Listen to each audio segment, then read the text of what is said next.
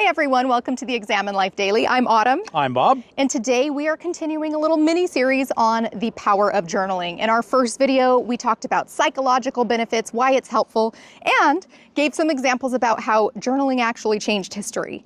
In our second video, we shared 10 ideas of ways that you can journal. And today's video, we're gonna share 10 more ideas. They're sort of like journaling prompts or ways to just kind of get started. So you get to gravitate toward what you most resonate with. You might choose to combine some, but they're just ideas about how to get started. 1. So I think it's important to have a vision for your life. What is your vision for your life? Where are you going? If you don't know where you're going, you'll never get there. And I think a very, very important way to do that is to write out your obituary. And this has actually been very, very important to me. I saw a terrible accident, and in the paper, on the front page, a few days later, was this story about this accident and the man who had been killed in this accident. And people wrote in, dozens of people wrote in. He's just an average Joe. No one's ever heard of him before. He was someone who lived locally and hugely impacted his community. And I made the decision that my vision for my life was that when I died, I would have done the most good for the most people I could have. And so at my funeral, there would be a lot of people that would come and celebrate my life. I'd had a good impact on their lives. So that is my vision for my life, to have the most maximum impact of doing good to as many other people as possible.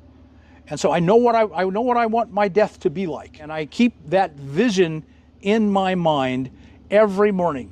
I want to do all the good I can for every person I meet today, because that's my ultimate goal. Give it some thought, and once it's in your mind, your subconscious can take your daily writings and start to reveal themselves through your life, bringing the unconscious and making it conscious. So that's the huge value of writing.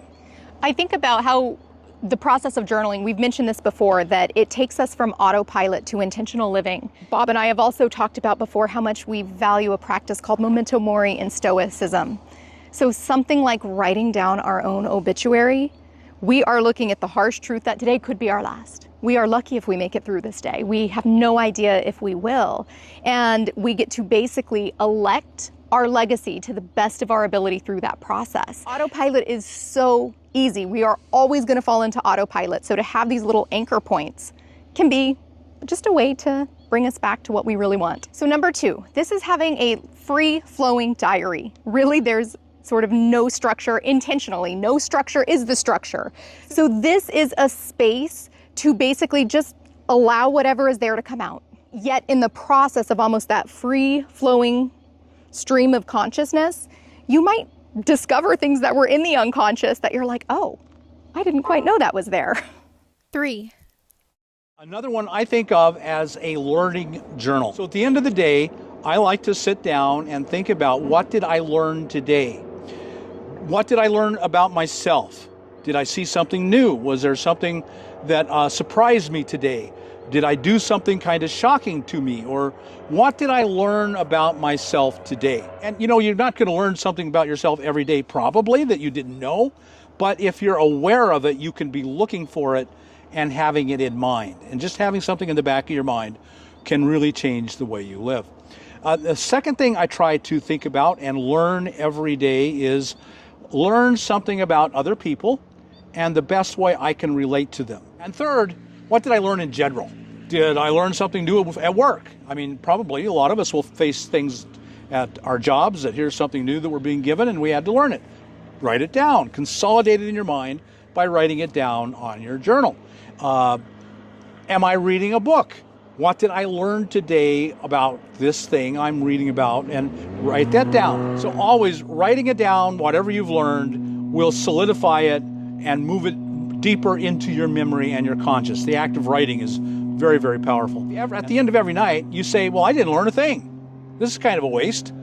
Well, then maybe you should put more emphasis on learning, on watching, and gaining knowledge.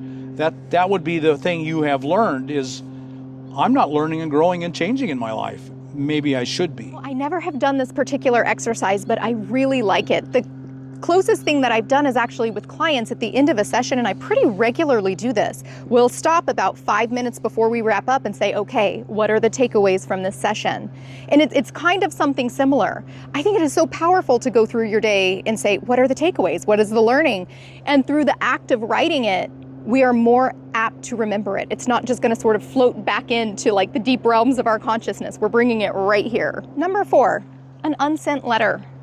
This can be especially helpful when you have relational conflict. I recommend this all the time to people. I've done this all the time. Write a letter, say what you want to say, then refine that letter, and then don't send it. This is for you. This is to get clear on your thinking. It's to get clear on the relational dynamic itself. It's to get clear on your ethics. It's to get clear on your grief. There is so much that can go into writing kind of a directed letter. It can be to somebody you know in a relational conflict. You can write a letter to somebody who has passed. It doesn't have to be a conflict-based letter. You can write basically all the things you loved about that person and then go burn it in a safe environment, make it sacred. So there's so many things you can do with basically letters that don't necessarily reach the other person. They're for you. And another one you can do with this is write a letter to yourself. Oh yeah. Write a letter to your future self or your past self. So write out a letter to myself in 3 years. And in 3 years, this is what I hope for you. This is how I hope your life changes and evolves and who you and what you become. Writing back to my past self, go back to a hard time in my life and write an encouraging letter. And one of the things you're learning here, or hopefully you're learning, is self-compassion. Go look back at yourself when you went through one of your hardest times, when you're almost ashamed of how you've acted, and say, you know, you've done some really messed up things, but it's going to be okay. Have compassion on yourself, but correct this if you can. Okay, a fifth journaling method is stream of consciousness. And this is one, again, that I don't really make use of, but I know a lot of people love it. And it's just to sit down with your pen and your paper, and you can do quantity. You can do a stream of consciousness where you just write. No thought, no corrections, no planning. Turn your brain off. It's actually a form of meditation, I think. And you just write whatever comes to your mind next. Write. One of the things I really like about the stream of consciousness is it helps our mind see associations. Because if we just let our writing flow with whatever's going on in our mind, there's often really strange associations that we have in our mind. But this brings light to it. So for example, I can be thinking of a boat, and then I have a memory of being on a boat with my dad. So then now I'm thinking of my dad, and now I'm thinking of my childhood, which reminds me of school. And so it's this web of memory. So yeah, the power of associations, just like practically every single one of these ideas we're sharing, it brings light to how our mind and heart and souls are working, which can be really helpful. Very good. Give it a try. Number 6, let's say you're not a writing person. Take a photo a day. Be very intentional about it. Go outside, find something that represents what you would like to document and remember. And take a photo and create a little photo journal, like a little scrapbooking. Maybe it's virtual, maybe it's physical. But a photo a day is a way to journal if you aren't writing inclined. You can buy a printer this size, literally the size of my phone. And it's like 30 cents a print. So that's really, really cheap. And they print instantly, and they are astonishingly good for 30 cents a day. So it reminds me of my other YouTube channel. It literally, I refer to it as my digital diary. It's instead of a photo a day, it's just video that also blends narrative journaling. Because here's the story of my life. And it is one of the most almost therapeutic things I would say that I do. And I absolutely love it. So there are so many ways you can bring this into the virtual world. Video, photo. 7. Something else you can do, and I think this is something maybe you should consider more, is a habit tracker. And it doesn't have to be any more than you have 5 habits you want to create, let's say, or whatever the number is, it can be anything, and you have 3 you want to break. So you just write at the top of the paper, and writing them down puts them in your mind. Now they're in your brain, you're thinking about them consciously and subconsciously through your day. This is a habit I want to create today. And life really becomes the habits we create. You're tracking yourself, and you have become accountable in this document to yourself. And something else you can do here is share this with a partner. So you are accountable to someone else for the habits you're creating or for the habits you're breaking, and they're accountable to you. And this can be really, really powerful. It can be so helpful. In fact, if one of the habits that you're aiming to change is changing your dietary habits, something like weight loss or sticking to a particular regimen for health, there is solid long-term research showing that when you basically have a food journal, that in and of itself increases success significantly. That's really solid research. Number 8, a dream journal. This is really mystical in my opinion. I just think our dreams are so powerful and fun and playful and sacred, and sometimes we have bad dreams and usually they mean something. And there are so many different dream analysis approaches, which I definitely want to share about in a different video because I have several favorites. But a dream journal in and of itself, it just lets us get to know ourselves more. Our unconscious minds are unbelievably imaginative. They escape the limits of the physical reality here. And so when we get to write about them, we can get incredible ideas about how to basically bring all of these different thoughts that we didn't necessarily choose from the dream world. How does that inspire us here today? And one of the really cool things about a dream journal is the more you do it, the more you start to remember your dreams. In fact, it's typically recommended to sleep with the journal right next to your bed. If you are more kind of auditory focused, just have your voice memo as a dream journal. Write it down first thing because you are going to forget details of your dreams the longer you're awake. So this can be a really fun journaling idea. I personally love it. I don't do it enough. And one of the goals, I think, of journaling at all is bringing the subconscious into the conscious. Yes. And that's what dreams do. It's the subconscious screaming at you. Yes. Incoherent, maybe. Right, right. Well, and one of the things that's amazing is I think about all kinds of different traditions. I grew up in northern Arizona, and so we're really influenced with different tribal traditions. And there are such beautiful sacred meanings that kind of different tribes can bring to dream analysis. Or we love Carl Jung, and he has some of my favorite methods of understanding the meanings of our dreams. So that one's a lot of fun. I really like that one. Yeah. Number 9 is keep a reading journal. Are you reading? If not, why not?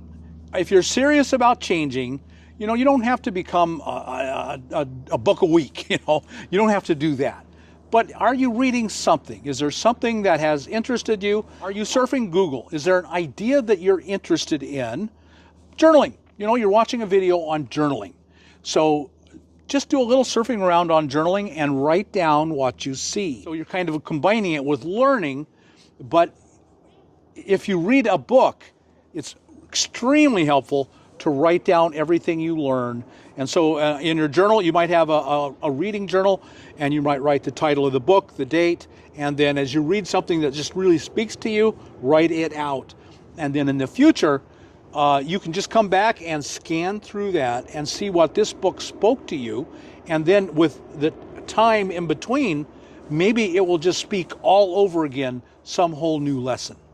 It reminds me of school and the importance of taking notes as you're learning and then reviewing your notes to integrate that information. All of this. Absolutely. And so it can be a way where you get to choose the topic, unlike a lot of school. So you choose the topic, you focus on what stands out most to you, but it is just a really great way to integrate that material into long-term memory. Yeah, I think you should be reading, if nothing else, than surfing Google and finding topics you're interested in and just reading lightly on different articles. Number 10, write one line or one paragraph or one page. So perhaps you feel some kind of resistance to journaling, yet something in you thinks it might be useful to some degree. Start small. One line a day. That's it. This reminds me of the quote, "The journey of 1,000 miles begins with one step." Perhaps you start with one line a day. Heck, we can even take it down even further. One word. What's a word to encapsulate your day? Yeah. What are you going to write? Just the practice of starting, of doing, it can sometimes break that inertia of procrastination or not knowing how to get going. right? It's easy. I mean, you can write one word, you can think about your day, and this is a small step into self-examination. Today was hard. Just write down hard. Right. Yes. And you know what? I bet that will make you think, well, why was it hard? It was because the boss and my girlfriend or my boyfriend or whatever, who knows what it is. Or it was great day, great. And then you write down, well, what made it so, when you think it was a great day, what made it great? Maybe you write down what made it great. So it's just an easy intro, and it makes review pretty easy. You can look back at your life for the last year, and here's great, great, great, great. And you think, wow, I'm having a pretty good life, aren't I? Or these good things keep happening. Or you light back and you look back and you say, hard, bad, horrible. Then you think, maybe I need to make some changes. It's just simple, but it might grow into something bigger and better, and it might be life-changing. I love that. In real time, I had the idea, the calendars where basically you just had the little teeny tiny box. Yeah. That's a great idea. One word a day. And what do you see? What patterns? What trends? Yeah. It's helpful when you simplify things to start noticing trends. But it's a self-examination. I mean, it's minimal, but it's self-examination. Absolutely. All right, folks, so we just gave you 10 more ideas of how to have an examined life. And again, if you missed it, we had our first video on the power of and importance of journaling. Our second video was 10 initial ideas that you can incorporate into a daily writing practice.